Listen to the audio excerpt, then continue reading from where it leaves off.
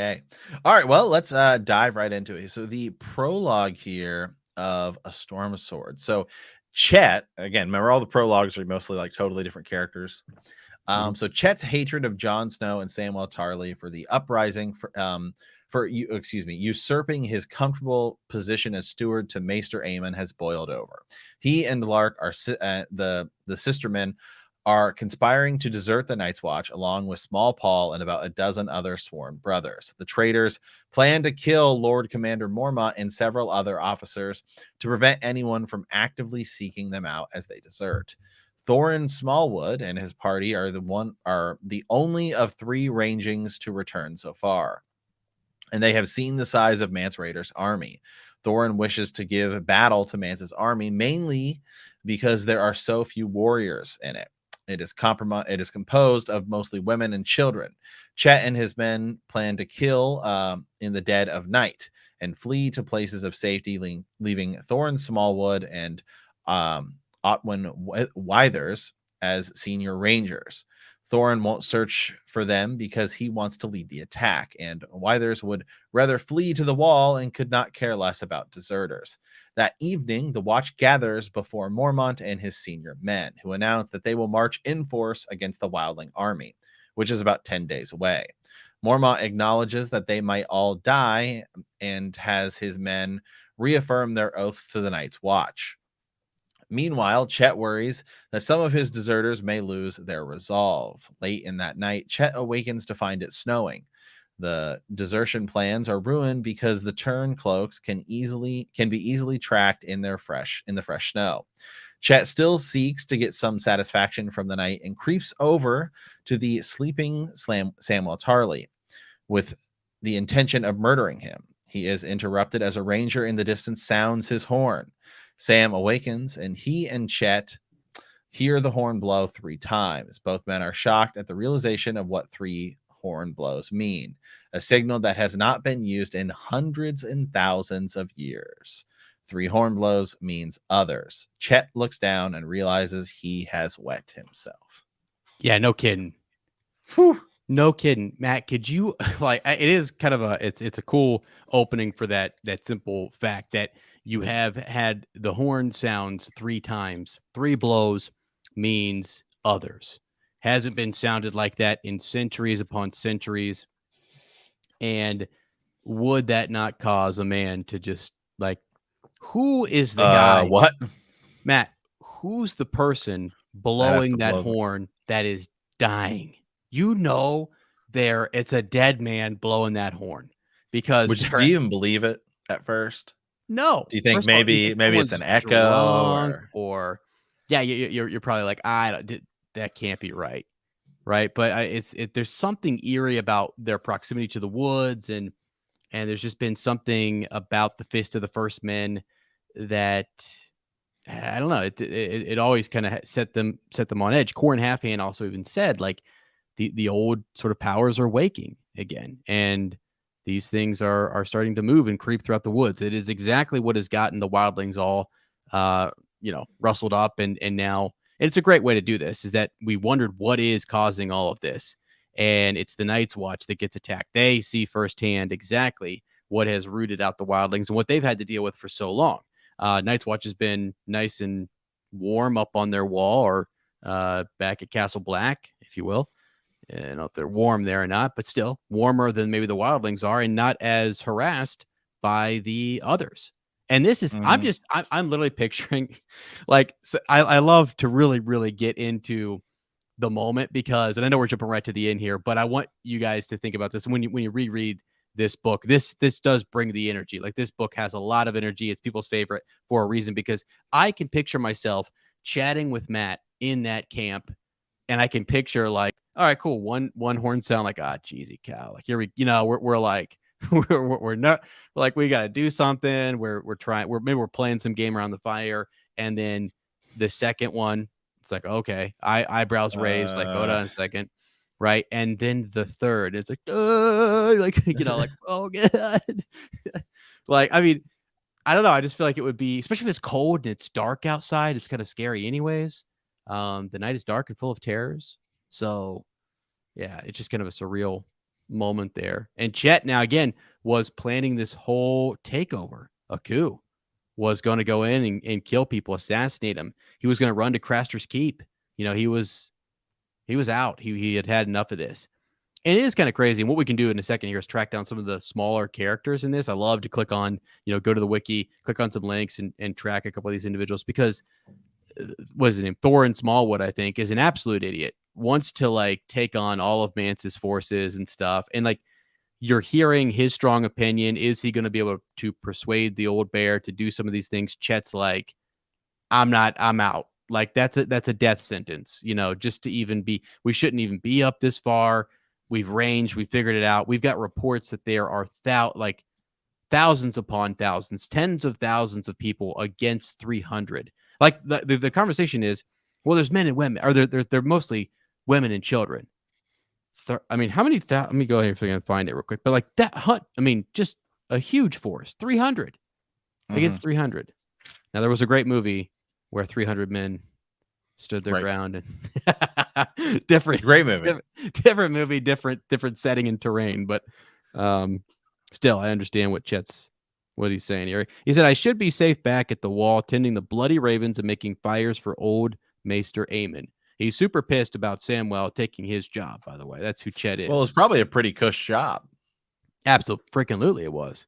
And that's what he says. It's all because Sam can read. Yeah, can you imagine? You just gotta, I mean, Maester Aemon's pretty easy going. So you get fired because you can't read.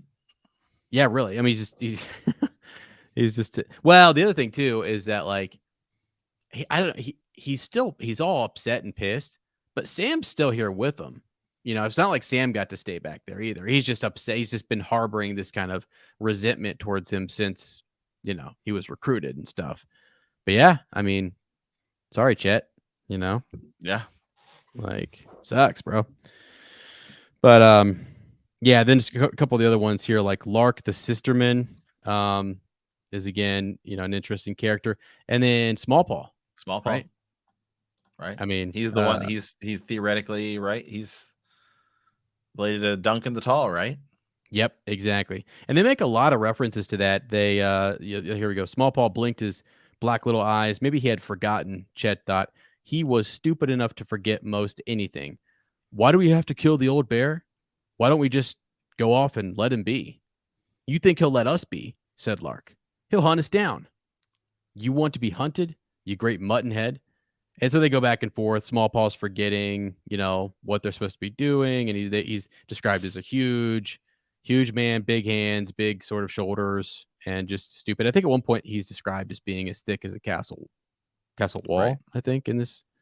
So that's where people get that whole dunk, connection. But, interesting thing about Lark here. This is sort of like a spoiler for what's going to happen later. In A Storm of Swords, right? Is that he at one point gets turned into a white, right? Yeah. And then he gets taken out by ravens. Yeah. Right. Yeah, exactly. So that Sam can be rescued by Cold Hands. Yep. It's that whole moment where, and these were it's the effects of this very moment, actually. Like later on, you'll see Small Paw, Lark, the Sisterman there, but yeah, they're coming after Sam and Gilly, I think, right? And Sam the Slayer steps up.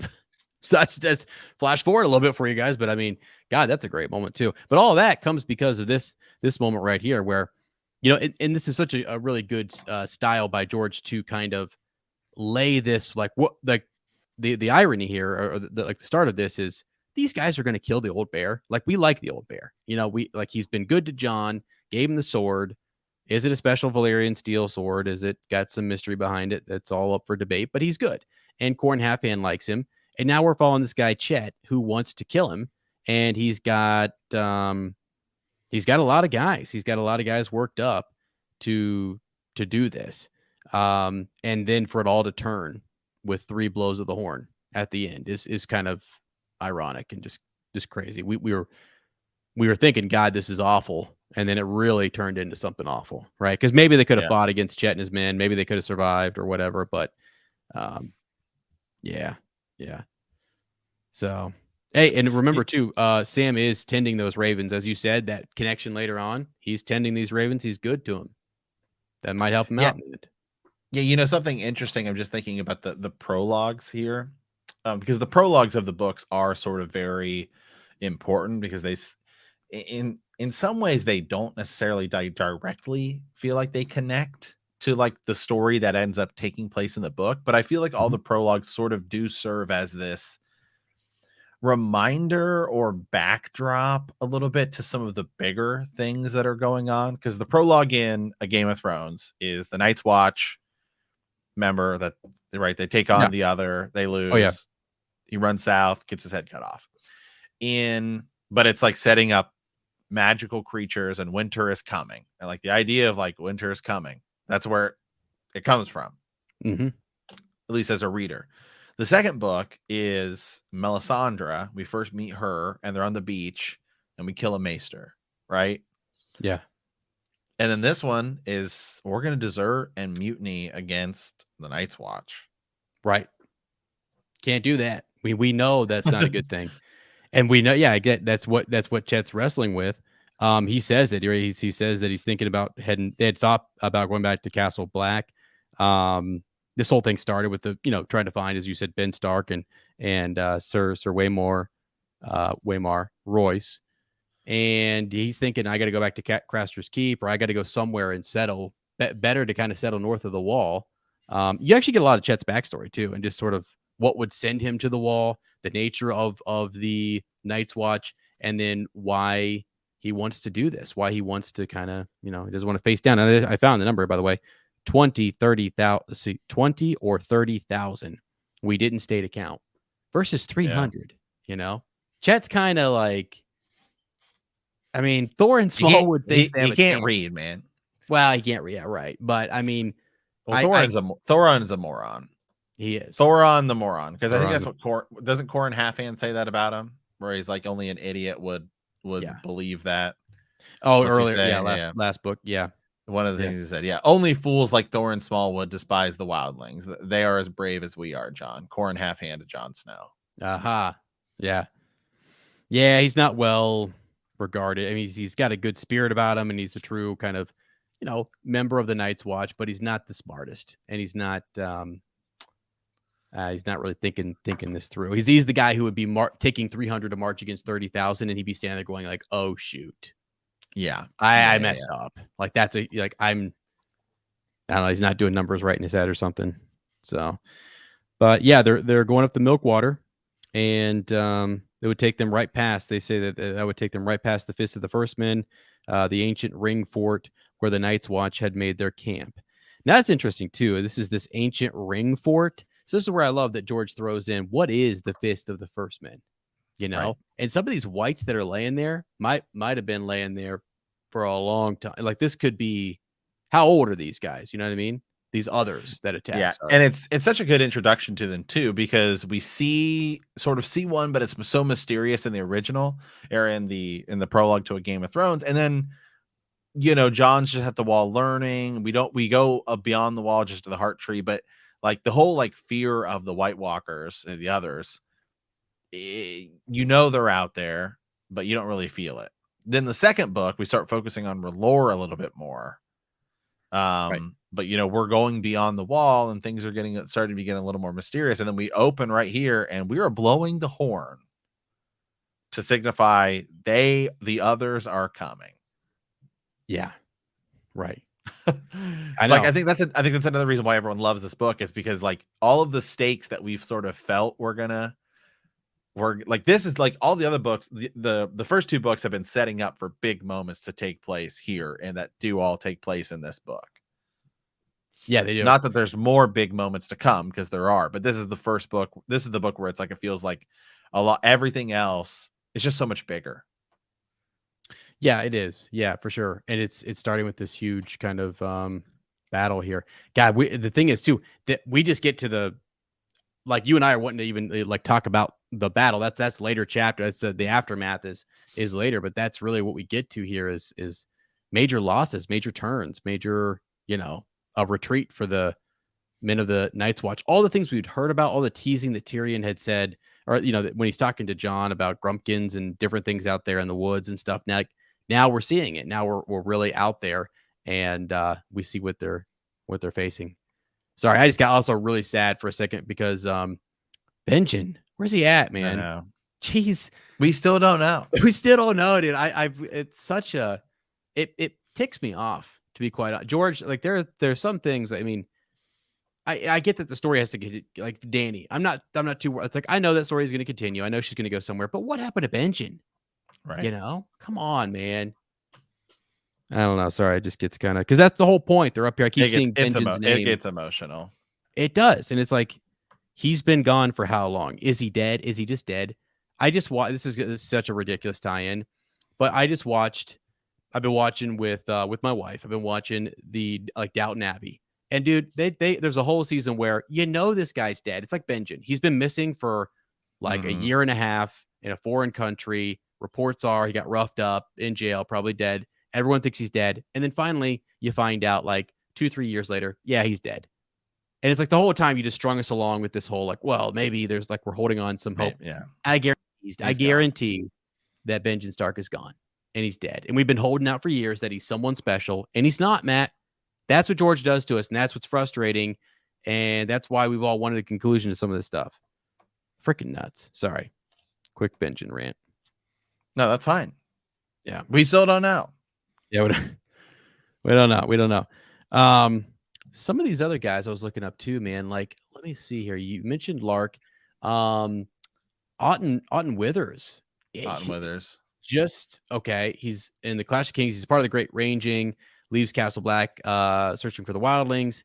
He is one of the commanders of the Night's Watch at the Fist of the Firstmen. He urges retreat when the wildling masses are discovered. He is second in command on the Raging behind Lord Commander Mormont. What Chet talks about here is like, if we take out Smallwood, then this is the guy or if we take out Jorah Mormont, like he's not going to listen to the urgings of Smallwood, right? He's going to be yes. So next up is going to be Withers, and he's going to want us to fall back into retreat. So we never get there because no, we do not. They're all just killed in the snow up there, and it's all for nothing. But yeah, that's another character to kind of bring up in this prologue, I guess. Chet goes on for a while. Yeah, Chet does. Yeah, I'll pull him up too here.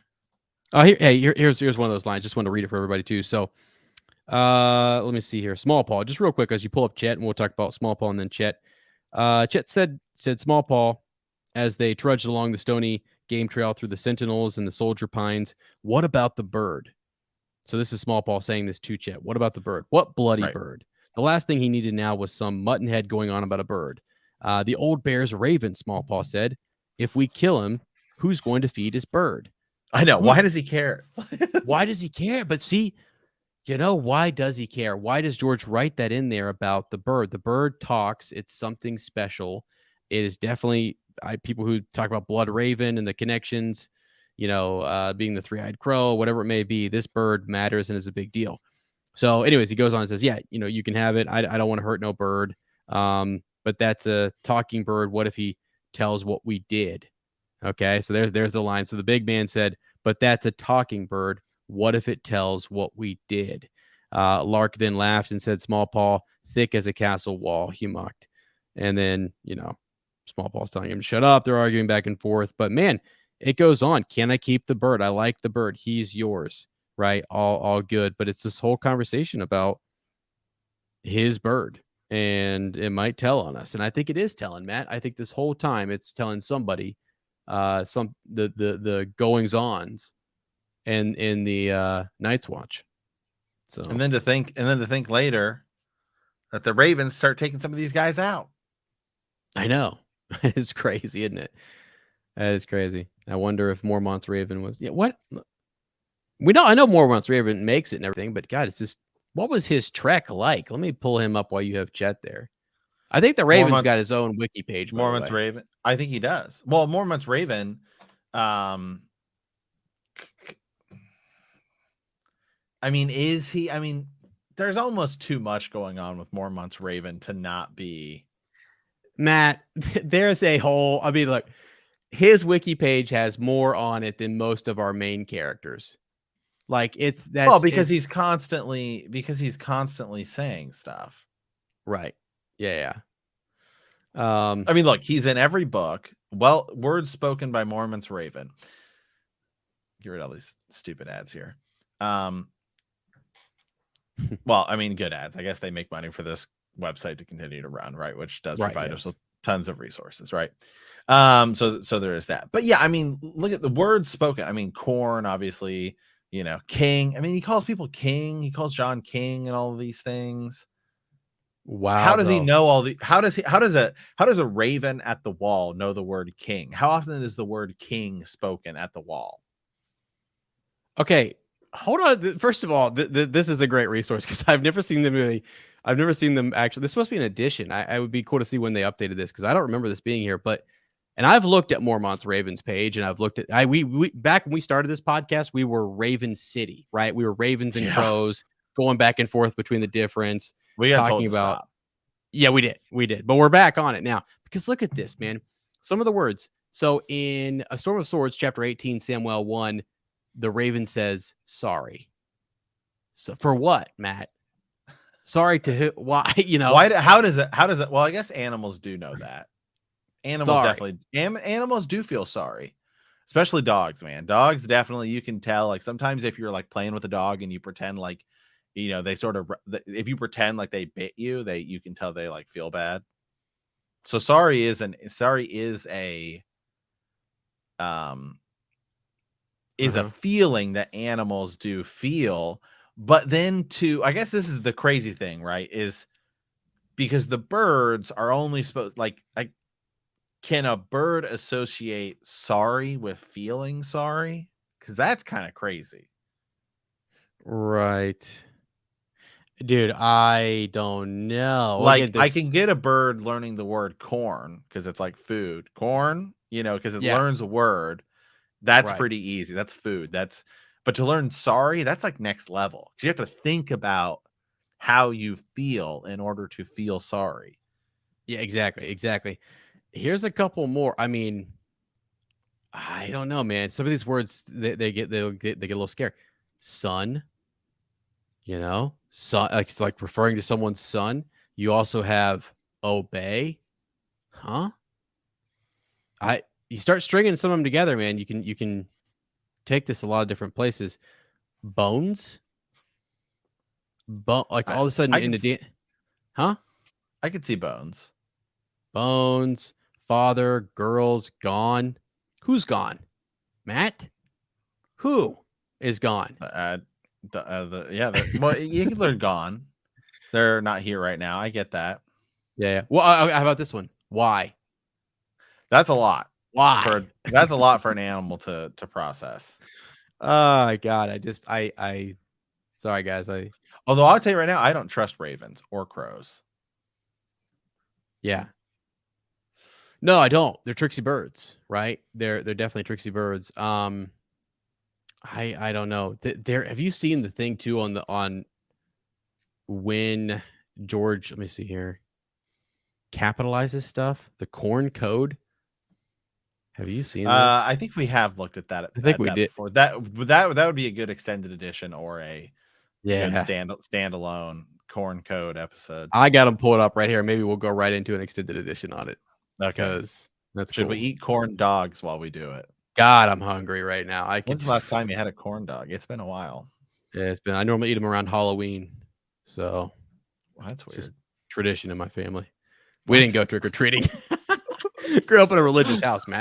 That's Satan's day. Corn All right, dogs for Halloween? corn dogs and Peter Pan, buddy. Okay.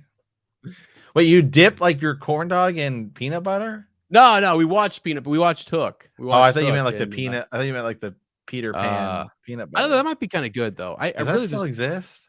you can't go wrong with a good Does corn that is dog. that still does peanut the Peter? Remember they Oh had like the yeah, Peter Pan peanut butter? I think it does. I think it does. I think they might have changed the label, but I feel like it does. Peanut butter is good for you, man. Like them on Dip a corn pancakes. dog in it? That's gonna be weird. Yeah, it's a bit much. Mustard and ketchup's where you got to be on that. I don't know if you can do I because I don't think do. Yeah, it's too much. I don't really like corn to begin with. Right. I don't know. Yeah. Yeah, I don't either. Corn's also got too many carbs, so I'm out. I like popcorn. I eat a lot of that. Yeah. God, dude, I'm looking at this. Which I guess is corn. How many times does he cry corn? And when it's capitalized, it matters. Guys, you got to check out the extended edition. We'll do it because it's been years since we've done that. Okay, I'm down. Yeah. But anyway, okay, yeah. So yes, right. So finish. yeah. So finishing up the chapter here. So I don't know. As a prologue, I give it. I have it as sort of honestly, like. I mean, the big takeaway is that the horn has been sounded, and the others are coming. The White Walkers are coming by sea and by land. Okay. Right. Yeah. Yep. That's it, kind of Matt. Yeah, that's it. That's it. No, so I mean the whole bit sometimes of that it happens is where there's just well. There's just Here, let me tell you. So you guys like in this essentially, it's just Chet complaining about stuff. So you learn more about like, who's in command and who like as when the horn sounds. Now you have to kind of comb back through, and once they're on the move and they're in full retreat, who's left over, who was killed, how does Sam make it? Where did so Chet is still moving along, right? With everybody. They still have this whole plot. So we're gonna get to Craster's Keep. So yeah, we're gonna have to track them, and he just gives us a lot of insight into we now know his plan, and we got to keep that up in our mind as we move forward. We're worried about the others, but we still have sort of an enemy in our midst that we have to deal with. And that causes again the reader to be on edge a little bit every time you hear that Chet's doing something or we're in a Samwell chapter and he's dealing with something. You're like, oh shoot, watch out for that guy. He was trying to kill you. He came in and pissed it riches. And the White Walkers are back. And they're back. So yeah, the fear is not just outside the Sentinels, right? Outside of their watch or outside the fence. It's also inside too. And that's what kind of my big takeaway from all of this was. And then just little bits about him thinking about Aemon, and also him thinking about why he, the girl that he tried to hook up with. There's all that whole piece, with I don't know, him being all salty about why he was actually sent to the wall. Mm-hmm. So yeah, his bloody old pus bags, and just his face, pox, and all that kind of stuff, and then the town sort of, I don't know. Prostitute doesn't want to hook up with him, kills her. Yeah, that whole backstory. But like you said, Matt, it's not much. It's all sometimes it happens. Yeah, sometimes they're small chapters. I mean, honestly, this is I don't like to use the word worst, but of the prologues, I think this is the one that's the weakest, I guess, to say the least. Because A Feast for Crows prologue is awesome. Because that's Pate, the Alchemist. Yeah. And The Dance with Dragons is too. Yeah, they're really good.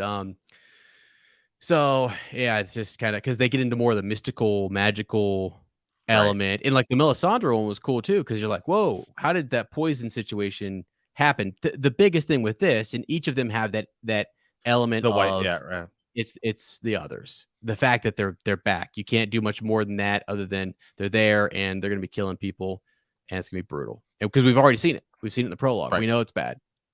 So, yeah.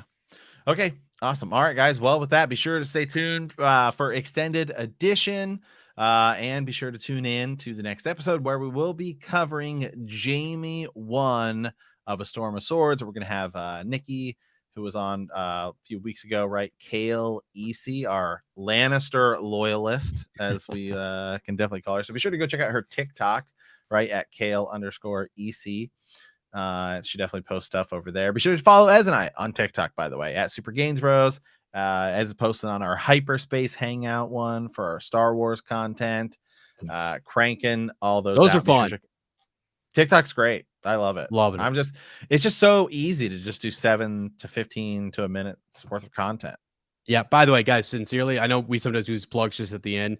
Go check out Matt's TikTok. He's being modest. It's blowing up, and I love it. It is. I had 1 million views last week. It's crazy. That's crazy, man. That is That's crazy. insane. If we had a Cool. million downloads, we'd be full timers. So Well, hey, we used to we did during back season in the day. 8. So anywho, guys. So all right. Well, as always, thank you guys for watching here on YouTube. Thank you guys for listening. Be sure to get all of our extended premium content either through Apple Premium or over on Patreon. We definitely got to we'll get it queued up this week. As and I were kind of had sort of little mini vacations, weekend stuff this month. So getting back on track here. We'll get the Zoom hangout scheduled for you guys for our bannerman as well. So be sure to stay tuned for all of that stuff. Be sure to like, comment, favorite, subscribe on iTunes or on YouTube. We will see you next week. And remember that winter is coming.